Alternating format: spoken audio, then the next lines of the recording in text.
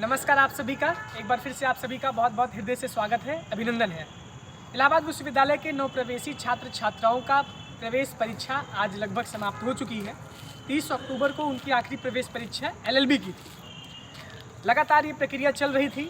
18 तारीख से लेकर के 30 तारीख तक जो भी ऊहापोह की स्थिति थी, जो भी सबके अंदर मानसिकता थी, जो भी चिंता थी, वो सारी चिंताएं अब दूर हो चुकी हैं।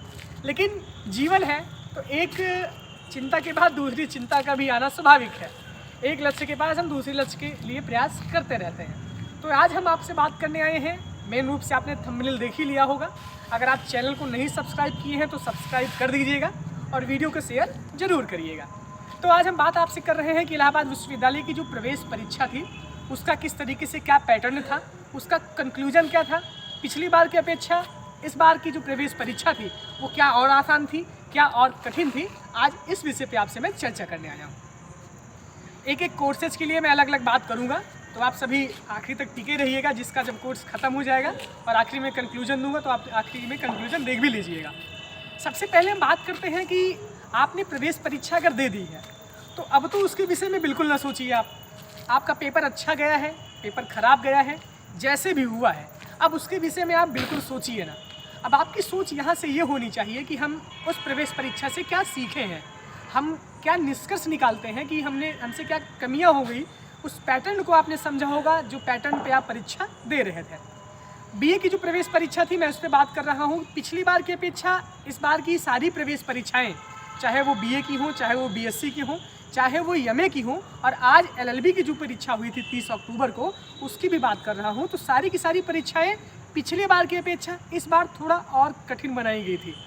यानी कि जो लोग बहुत आसान समझ रहे थे वो कई पोर्शन में एकदम धराशायी हो गए और बहुत सारे बच्चों ने बहुत अच्छा किया है। यानी यहाँ पर ये बात है कि थोड़ा सा पैटर्न से भी हट के सवाल बनाए गए थे। जैसे कि एग्जाम्पल के रूप में BA की प्रवेश परीक्षा में मैंने देखा कि ज्योग्राफी के जो सवाल थे थोड़ा बाहर से पूछ लिया गया था। दूसरी बात है कि जो करंट अफेयर थे यानी जनरल अवेयरनेस में बहुत सारे पोर्शन को GS में कवर कर दिया था। GS के सवाल बहुत ज़्यादा दे दिए थे, रीजनिंग और मैथ के सवाल बहुत कम कर दिए थे, तो इससे छात्रों को थोड़ी सी परेशानी उठानी पड़ी।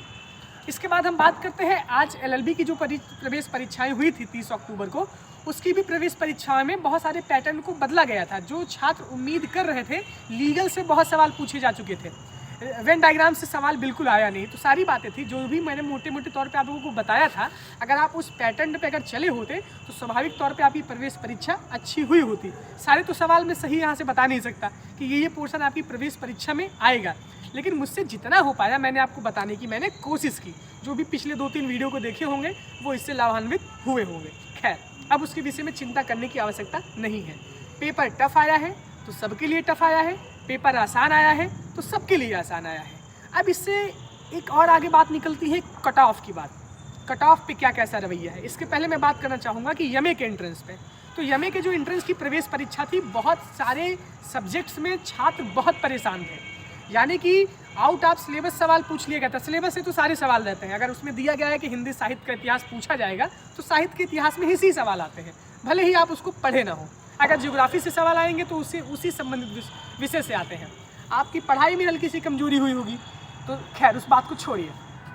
एक जो 50 सवाल पहले GS के थे, उस 50 सवाल में तो सारे के सारे GS के ही पोर्शन डाल दिए थे। रीजनिंग मैथ का बहुत कम ही सवाल था।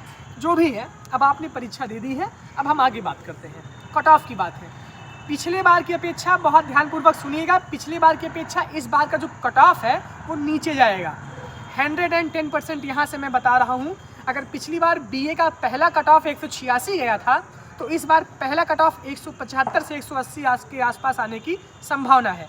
ऐसे ही जो MA का कट ऑफ है वो भी सारे सब्जेक्ट की अलग अलग जब कट ऑफ निकलेगी तो वो भी नीचे जाने की संभावना है। LLB की कट ऑफ में भी उतार चढ़ाव आपको देखने को मिल सकता है। लेकिन कई परीक्षाओं में तो बहुत सारे कंपटीशन है। जैसे LLB की जो मारामारी है प्रवेश की, तो बहुत मारामारी है। एक सीट पे 10-10 छात्रों का दावा है। तो उस हिसाब से भी देखा जाएगा कि क्या किस तरीके से प्रक्रिया होती है, कितने छात्र इतने नंबर से ऊपर पाते हैं, विश्वविद्यालय के पास कितनी सीटें हैं।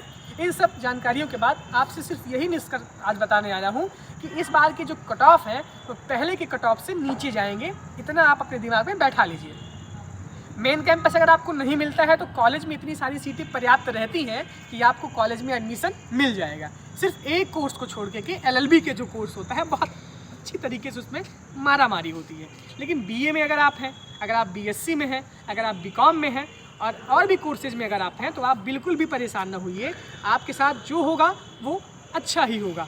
आज के इस वीडियो में सिर्फ यही मेरा बताने का अनुमान मानना था कि आपके अंदर उत्साह की थोड़ी भावना और जागृत हो, आपके अंदर थोड़ा और जुनून हो कि हमने जो किया हमने अच्छा किया और अब भविष्य में हम लोग अच्छा करेंगे। इससे हमने क्या सीखा क्या नहीं सीखा, ये कंक्लूजन निकालने की जिम्मेदारी आपकी है। और बता रहा हूँ कि इस बार के कट ऑफ पहले के कट ऑफ की अपेक्षा नीचे जाएंगे। उम्मीद रखिए और भरोसा रखिए। और आगे के जो वीडियोज़ बनेंगे उसमें मैं एक्सपेक्टेड कट ऑफ बताऊँगा कि किस कोर्सेज के कितना नंबर कट ऑफ जा सकता है। बाकी अगर आप सबकी कोई भी समस्या है, कोई भी प्रॉब्लम है तो कमेंट बॉक्स में आप मैसेज कर सकते हैं। व्हाट्सएप नंबर भी दिया जा रहा है, कहीं थंबनेल में अगर पीछे के वीडियोज़ में अगर आप खोजेंगे तो व्हाट्सएप नंबर उसमें दिया गया है, आप उसमें टेक्स्ट कर सकते हैं, मैं उस पर वहाँ पे रिप्लाई कर सकता हूँ। समय का अभाव रहता है तो इसकी भी बहुत चिंता ना करिए अगर आपके कमेंट्स का मैं रिप्लाई नहीं दे पा रहा हूँ। खैर, जो भी बातें होती हैं मैं आपसे बता ही देता हूँ। बहुत बहुत धन्यवाद, बहुत बहुत आभार, धन्यवाद।